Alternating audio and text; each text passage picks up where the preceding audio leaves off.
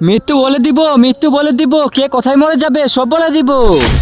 এ ভাই, এই মানুষটা আবার কে? আরে এই মানুষটা সেই সবারই মৃত্যুর ডেট বলে দেই, কে জিজ্ঞাসা করবে তারটাই বলে দিব। আরে বাবা দাঁড়াও, এই শহরে সব থেকে খারাপ মানুষ আমরা, মানুষের হক মেরে খাই আমরা, আর মানুষকে বিনা কারণেই মারি আর সবকিছু নিয়ে নিই। ঠিক আছে দাঁড়াও, আমি এক্ষুনি বলছি। আরে তোমরা সবাই 7 দিন পরেই মারা যাবে। আরে না না, তুমি মিথ্যে কথা বলছো। বাবা তাহলে একটা কথা মন দিয়ে শুনে নাও, যদি আমরা না মরি তাহলে কিন্তু তোমাকে মরতে হবে। বাবা তুমি তো বলেছিলে আমরা 7 দিন পর মরে যাব, কিন্তু আমরা মরিনি।